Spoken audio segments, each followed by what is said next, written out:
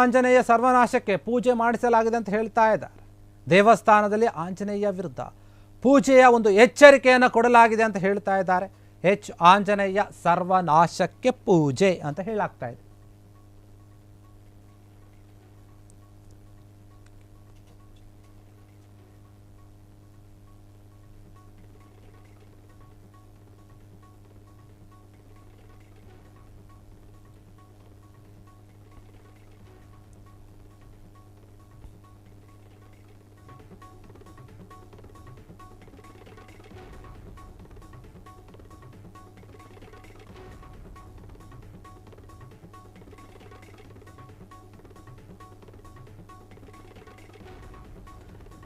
ಆಂಜನೇಯ ಅವರನ್ನ ಸರ್ವನಾಶ ಮಾಡೋಕ್ಕೆ ಪೂಜೆ ಮಾಡಿಸಿದ್ದಾರೆ ಅಂತ ಹೇಳಲಾಗ್ತಾ ಇದೆ. ದೇವಸ್ಥಾನದಲ್ಲಿ ಆಂಜನೇಯ ವಿರುದ್ಧ ಪೂಜೆಯ ಒಂದು ಎಚ್ಚರಿಕೆಯನ್ನು ಕೊಡಲಾಗಿದೆ.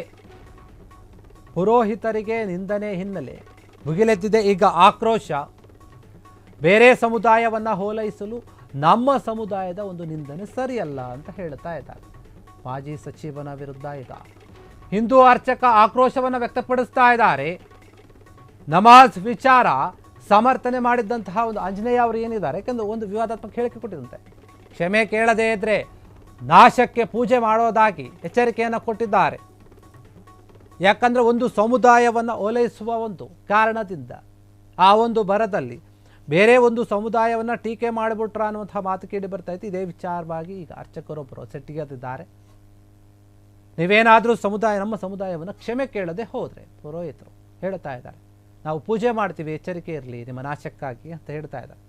ಬೇರೆ ಸಮುದಾಯವನ್ನು ಹೋಲೈಸುವ ಒಂದು ಭಾರದಲ್ಲಿ ನಮ್ಮ ಸಮುದಾಯವನ್ನು ನಿಂದನೆ ಮಾಡಿದ್ದಾರೆ, ಅದು ಸರಿಯಲ್ಲ.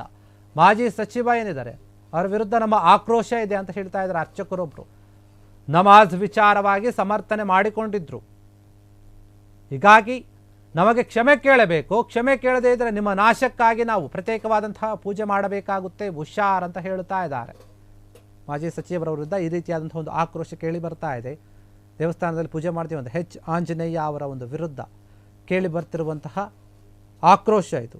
ಅರ್ಚಕರೊಬ್ಬರು ಮಾತನಾಡ್ತಾ ಇದ್ದಾರೆ, ಬೇರೆ ಒಂದು ಸಮುದಾಯದ ಒಂದು ಪ್ರೀತಿಯನ್ನು ಗಳಿಸೋಕೆ, ಓಲೈಕೆಯನ್ನು ಗಳಿಸೋಕೆ ನೀವು ನಮ್ಮ ಸಮುದಾಯವನ್ನು ಯಾಕೆ ನಿಂದನೆ ಮಾಡ್ತೀರಿ ಅಂತ ಹೇಳ್ತಾ ಇದ್ದಾರೆ. ನಮಾಜ್ ವಿಚಾರವಾಗಿ ಸಮರ್ಥನೆ ಮಾಡ್ಕೊಳ್ಳೋಕೆ ಹೋಗಿತ್ತು ಎಲ್ಲೋ ಒಂದು ಕಡೆ. ಹೀಗಾಗಿ ಅರ್ಚಕರ ಒಂದು ಸಮುದಾಯ ಏನಿದೆ, ನಮ್ಮನ್ನು ನೀವು ಅವಮಾನಿಸಿದ್ದೀರಿ, ನಿಂದಿಸಿದ್ದೀರಿ, ಇದು ಸರಿಯಲ್ಲ.